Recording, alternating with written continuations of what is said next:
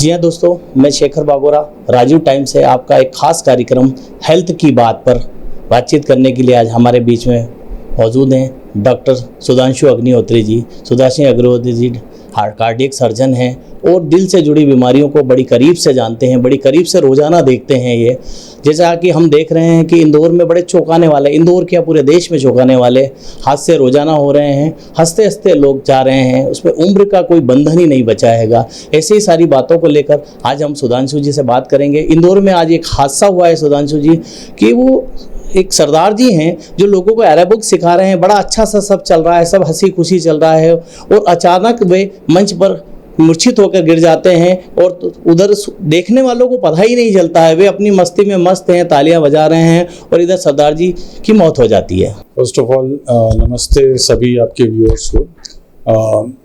जो चीज़ हम बात कर रहे हैं ये सोसाइटी में बहुत हो रही है। हमें जैसे आज सरदार जी का वीडियो एक दिखा कि ऑल ऑफ अ सडन वो एक्सरसाइज करते हुए कोलैप्स हुए, लोगों को मालूम ही नहीं पड़ा। उससे कुछ क्षण पहले he was perfectly fit doing exercise और एकदम से अरेस्ट हो जाता है और किसी को कोई मौका नहीं मिलता।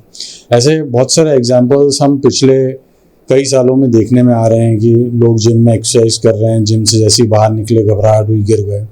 रिसेंट में एक एग्जांपल था, हमारे फेमस कॉमेडियन है राजू श्रीवास्तव, हंसाते थे, हंसते थे, जिंदा दिल आदमी थे, सब कुछ अचीव कर लिया था, सिंपल ट्रेडमिल कर रहे थे, कोई सिम्टम्स नहीं हुआ, suddenly collapsed on treadmill and died. तो ऐसे बहुत सारे एग्जांपल्स हमें देखने को मिलते हैं। यूजुअली आप देखेंगे तो मैन में मतलब मेल्स में यूजुअली 40 प्लस के एज ग्रुप में बहुत ज़्यादा कॉमन हो रहा है। समहाउ पिछले कुछ आधे दशक में, हम बोले 5 साल में, ये चीज़ें हम लोग बहुत फ्रिक्वेंटली सुन रहे हैं। पहले कभी कभार सुनने में आती थी, अब ऐसा होता है कि हर एक महीने में हम ऐसी एक खबर सुन लेते हैं जो हमें कहीं ना कहीं रिलेट करती है कि क्या हम भी रिस्क पे हैं, क्या हमारे आसपास जो हम जिनसे बात कर रहे हैं क्या वो भी रिस्क पे हैं, क्या मैं जिससे आज उठ बैठ रहा हूँ क्या वो व्यक्ति भी रिस्क पे और मैं खुद क्या रिस्क पे हूँ क्या। तो ये बहुत इंपॉर्टेंट क्वेश्चन है जिसको हमें एड्रेस करना है और हम इसके लिए क्या कर सकते हैं। तो बेसिकली जो आज हुआ और जो मैंने आपको एग्जांपल दिया, ये इसको हम मेडिकल लैंग्वेज में सडन कार्डियक डेथ बोलते हैं, SCD। इसका मतलब होता है कि जो व्यक्ति 24 घंटे पहले बिल्कुल स्वस्थ था, नॉर्मल था, all of a sudden symptoms चालू होने के 1 घंटे के अंदर ही एक्सपायर्स, मतलब उनकी डेथ हो जाती है विदाउट एनी एक्सप्लेनेबल कॉज। हो सकता है उनको पुरानी कोई हिस्ट्री रही हो, ये भी एसोसिएटेड हो सकता है, बट 24 घंटे पहले वो पूरी तरीके से उस डिजीज से सिम्टम फ्री थे and all of a sudden चलते हंसते बैठते वो एक्सपायर हो जाते हैं। मेरा सवाल सर ये है कि हेल्थ के लिए सब लोग कॉन्शियस हुए हैं। कोरोना के बाद में लोगों को स्वास्थ्य के प्रति बड़ी चिंता होने लगी है और लोग स्वास्थ्य के लिए करते हैं, घूमते हैं, दौड़ते हैं, सब करते हैं, जिम भी जाते हैं। पर उसके बाद भी हम देख रहे हैं कि जिम में एक्सरसाइज करते हुए जा रहे हैं, चलते गाड़ी चलाते हुए अटैक आ रहा है और पता भी नहीं चल रहा, सिम्टम्स नहीं दिख रहे हैं, ना घबराहट हो रही है, ना पसीना आ रहा है। सर ये सब क्या हो रहा है? हाँ, ये एक बहुत इम्पॉर्टेंट चीज़ है कि हर कोई कोरोना के बाद बहुत जागरूक हुआ है, क्योंकि सबने इतनी त्रासदी देखी है, सबने अपने आसपास इतना सब कुछ होते हुए देखा है कि हर कोई चाहता है कि हम स्वस्थ रहें, हमारा एक्सपीरियंस अच्छा रहे, हम किस तरीके से बीमारी से बच रहें।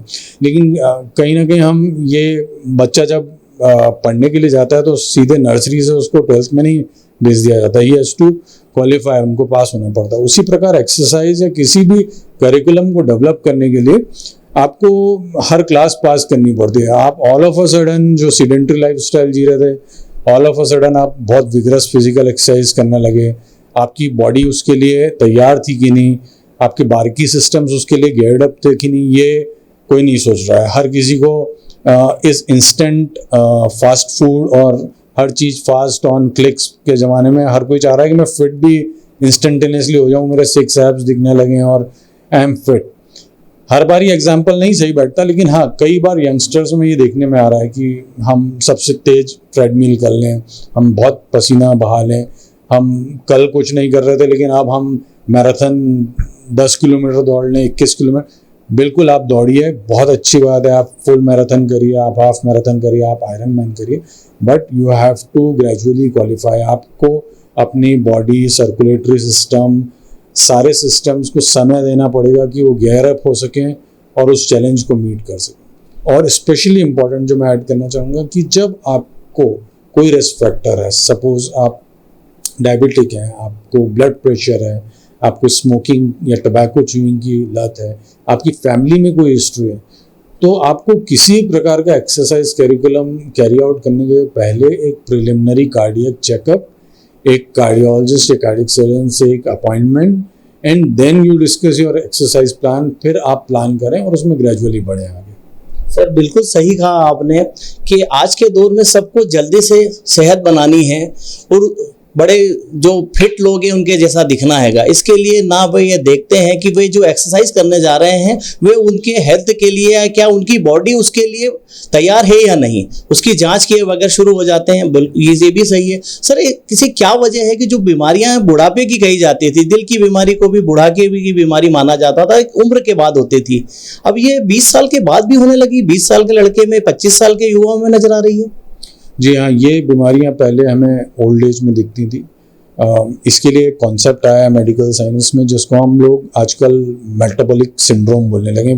पहले इसको सिंड्रोम एक्स बोला जाता था। मेटाबॉलिक सिंड्रोम बेसिकली कोई एज नहीं देखता, इट इज़ नॉट एज बार।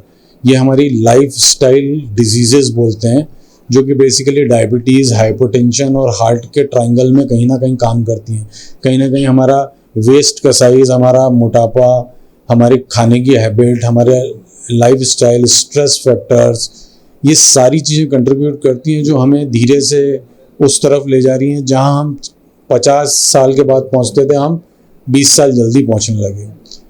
ये तो बहुत पहले से विदित था कि जो वेस्ट में जो डिजीज़ 60 साल की एज में होती थी, इंडियंस वो 50 साल में ही पहले ही अचीव कर रहे थे। अब लेकिन क्योंकि हम लाइफ स्टाइल भी वेस्ट की फॉलो कर रहे हैं, ईटिंग हैबिट भी हम उनकी फॉलो कर रहे हैं, वो और जल्दी होने लगी। तो ये सबका मिक्सचर है और उसको हमें एड्रेस करना, ओवरऑल जो होलिस्टिक अप्रोच बोलते हैं कि सारी चीज़ों को एड्रेस करना जरूरी नहीं है कि हम एक एज ग्रुप को पकड़ें। ये हर एज ग्रुप में हो सकती है और जल्दी हो रही है तो उसको हमें जल्दी एड्रेस करना जरूरी है। फ्रॉम स्कूल लाइफ बच्चों को वहीं से ट्रेन करना पड़ेगा कि वो आगे जाके इस चीज़ से बचे रहें। तो कहीं ना कहीं जो 10-20 साल में बदलाव आए हैं और जो हमारी नई जनरेशन आ रही है, वो कहीं ना कहीं इस फास्ट फूड और इंस्टेंट ग्रेटिफिकेशन की चक्कर में फंस के कहीं ना कहीं इस मेटाबॉलिक सिंड्रोम में जल्दी फंस रहे हैं। सर एक सामान्य सा सवाल है और जो हर बार पूछा जाता है और उसके जवाब भी क्या है, सबके अपने अपने हैं पर मिलते सब एक ही है। क्या हार्ट अटैक से बचने के लिए हमें क्या करना चाहिए, लाइफस्टाइल में क्या बदलाव होना चाहिए, क्या खान पान में बदलाव होना चाहिए? बहुत अच्छा सवाल है जिसका आंसर बहुत बड़ा भी हो सकता है, किताबें भी लिखी जा सकती हैं और घंटों तक चर्चा भी करी जा सकती है। लेकिन बेस्ट चीज़ है कि हमें हमारे नंबर्स याद होने चाहिए। ये हर कार्डियोलॉजिस्ट, हर कार्डियक सर्जन आपको बोलेगा कि नो योर नंबर्स। तो नंबर्स क्या हैं कि हमें अपना वेट, हमें अपना वेस्ट साइज, हमें अपना डाइटरी कैलोरीज के इनटेक, हमें हमारे जो स्टेप्स हैं हम कितने चल रहे हैं, हमारे कोलेस्ट्रॉल के नंबर्स, हमारे बीपी के नंबर, हमारे शुगर के नंबर, इतने 7 से 8 नंबर्स को अगर हम वॉच करेंगे तो ये नहीं है कि हम 100% सेफ रहेंगे, लेकिन कहीं ना कहीं हमें एक सेफ जोन मिलेगा जहाँ पर हम चीज़ों को पकड़ सकते हैं, उसका रोकथाम कर सकते हैं और इस तरीके की सिचुएशन में ना फंसे जहाँ हमारे पास अपने नियर एंड डियर वंस को बचाने का कोई मौका ही नहीं मिले। तो बेसिकली मैं सभी व्यूअर्स को ये बोलना चाहूँगा, प्लीज़ नो योर नंबर्स। अगर नहीं है तो एक प्रिलिमिनरी चेकअप कहीं भी कराएं, बहुत ही आसानी से किसी भी अच्छे हॉस्पिटल में हो जाता है। And just keep knowing your numbers. Yearly checkup है, कोई बहुत बड़ी चीज़ नहीं है, बहुत आराम से करा जा सकता है और हर किसी को इसमें अवेयर होना चाहिए। सर, लोगों में एक डर और बना हुआ है कि कोरोना के बाद में इस तरीके के मामले ज़्यादा देखने को मिल रहे हैं। अटैक आ रहा है, वो साइलेंट आए या तेज आए, अटैक आ रहा है पता नहीं चल रहा है। लोगों में वो लग रहा है कि इंजेक्शन को लेकर जो वैक्सीन हमें लगाई गई थी, क्या उस वैक्सीन को लेकर कुछ दुष्प्रभाव आ रहे हैं? इस बात में कितनी सच्चाई है? कुछ ऐसी रिपोर्ट्स हैं, लेकिन कोई कंफर्म नहीं है। अगर हुआ भी है तो खुद जो कंपनीज हैं वो ये बोल रही हैं कि लाख में किसी एक मरीज को हुआ, तो हम केवल उसको पिन पॉइंट करके नहीं बैठ सकते कि it is the only cause. मुझे पर्सनल लेवल पे पढ़ के कभी ये नहीं लगता कि एक ही कॉज है। लेकिन हाँ, कोविड इटसेल्फ ने जो चेंजेस कराए हैं हमारी लाइफस्टाइल में वो ज़्यादा महत्वपूर्ण है। कि कोविड एक ऐसी बीमारी थी जिसने हमारे सभी अंगों को अफेक्ट करा। कहीं ना कहीं कोविड में हर कोई अफेक्ट हुआ है। हमें भी ऐसा लगता है कि उससे जो लाइफस्टाइल में बदलाव हुआ है कि लोगों की जो लाइफस्टाइल सीडेंट्री हो गई, फिर एकदम से वो हेल्थ के लिए जागरूक हो गए, एकदम से सीडेंट्री लाइफस्टाइल से बहुत ज़्यादा विगरस लाइफस्टाइल पे शिफ्ट होने लगे। जो हमारी हीटिंग हैबिट्स चेंज हुई, जो हमारा स्ट्रेस लेवल और लोगों का इकोनॉमिक्स पूरा गड़बड़ाया उस टाइम, उससे जो स्ट्रेस उत्पन्न हुआ, ये सारी चीज़ें मिल के डेफिनेटली कोविड के बाद इस फिनोमिना को बढ़ा दिया है। उसमें मैं बोलूँगा अगर वैक्सीन का रोल है तो वो मिनिमल है।